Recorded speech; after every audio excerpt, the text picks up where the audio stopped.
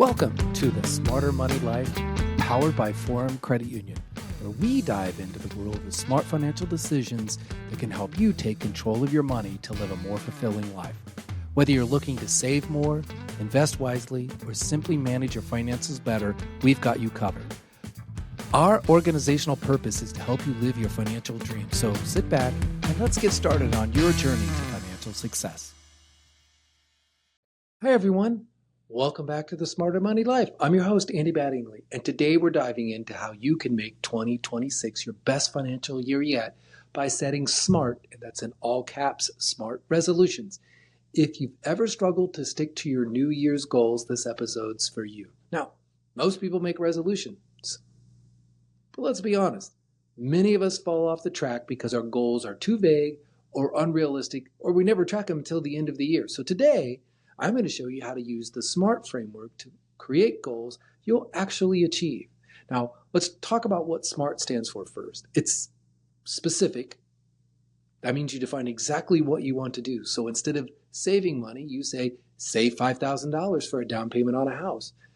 It's measurable. So you attach a number, a metric. So as you saw above, I said I wanted to save $5,000. Or it could be that you want to pay $200 a month more on your credit card. It also has to be achievable. So is your goal realistic for your income, expenses, and lifestyle? Can I really pay $200 more to my credit card debt? It also has to be relevant. Choose goals that matter to you and fit your bigger financial plans, like building an emergency fund, or saving for a down payment, or saving for a retirement. And then finally, it needs to be time-bound. So set a deadline. For example, fully fund my emergency fund by 12/31/2026. So that's how you build goals with the SMART framework. So now how do you really put this into action? Well, first you have to assess your current financial situation. You have to look at your income, expenses, assets, and debts, calculate your net worth maybe, and then look at what areas you want to improve. And then from that, you set some clear and attainable goals, prioritizing what's most important. So you set a goal such as saving $3,000 for a vacation by December 31st, 2026. And you can even break down that larger goal into smaller goals. Let's say you wanted to save $1,200 in a year. So then you would say, well, I want to save $100 per month.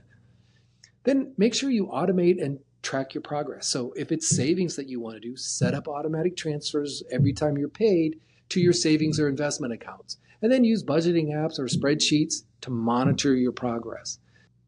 And it's also important that you review and adjust your goals regularly because your life is going to change. So check in monthly, maybe quarterly if it's something that can wait that long, but just make sure you're tracking and adjusting it so if you need to change your plan, you can.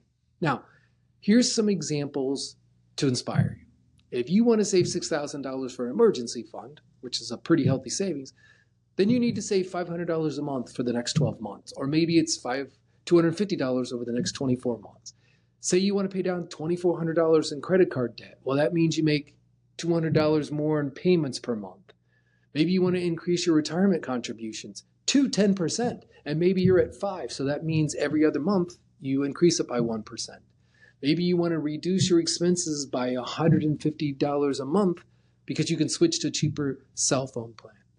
Now, there are some really important things that you can do to make sure you're successful. First, start with just a couple or 3 priorities because you don't want to be overwhelmed. And then make your goals visible. Write them down. Make sure you're using an app to track them. Celebrate milestones along the way. If you get to $600 by July 1st, celebrate that you got halfway to your $1,200. And then also get an accountability partner.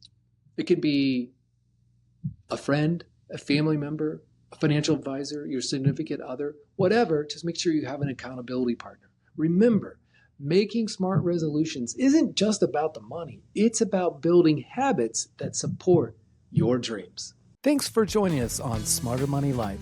I hope you found today's tips and insights useful. Remember, smart financial decisions can lead to a brighter, more secure future. If you enjoyed this video, give us a thumbs up, subscribe to our channel, and hit the notification bell so you never miss an update. Share your thoughts and questions in the comments below. We'd love to hear from you. And until next time, keep striving for financial success and living your best life.